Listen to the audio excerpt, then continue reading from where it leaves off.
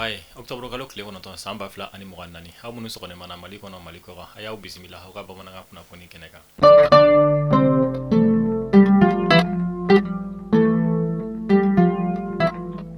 kuna foni ndamne na mbawla do ne ka fo hanga chef d'état major général des armées Umaru Jara ako kaba da faso den bela jale kuloga ka sangani anga finiti la ka wuli ka jomu gara je kalo kile mo ani wolon fla samba fla ani mugan nani te zamata ni marabulu kono nana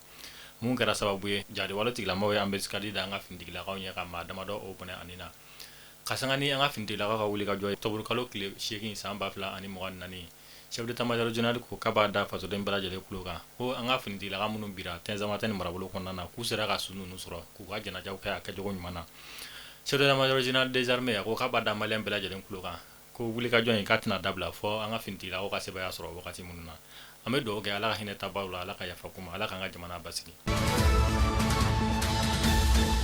an bɛ taa an ka jamana kɔrɔ yan fanfɛla la kɛrɛnkɛrɛnnenya la Sinsago ale bɛ Lensago commune kɔnɔna na maa maramafɛntigi bugunatigɛbali dɔw kɛra sababu ye ka cɛlaka dɔ bɔnɛ ani la Sinsago dugu kɔnɔna na mun yɛrɛ senfɛ u taara n'u ka bagan caman ye ni ani bololaminɛ caman ye an bɛ dugawu kɛ hali bi ala k'an ka jamana basigi an bɛ taa kɔkan kibaru la kɛrɛnkɛrɛnnenya la an bɛ taa Faransi kunun ko 5 heures du matin ka dugu jɛ bi araba la kunnafoniyaw y'a yira k'a fɔ ko jadi wale tigilamaw ye bingani ta ka Faransi commissariat de police dɔ sɛgɛrɛ mun yɛrɛ bɛ wele ko Kavayo bingani kɔnɔna na u sera ka matériel caman ko tiɲɛ ni ka maa damadɔ k'olu bɔnɛni na mais an bɛ wagati min na i ko sisan bilan kɔni ma fɔ Faransi jamana ɲɛmaaw fɛ fɔlɔ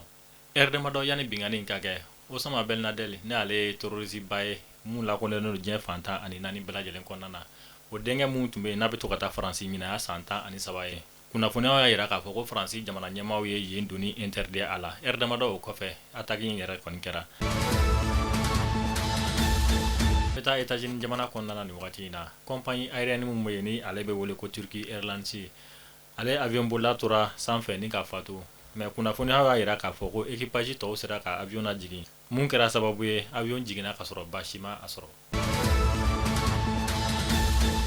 Mali kunnafoni jabarani lajɛbaaw an sera ka kunnafoniya damada mun sɔrɔ k'o d'aw tulo kan olu de filɛ nin ye an b'a fɔ aw k'an bɛn don n'a nataw la kunnafoni kura olu kɛnɛ kan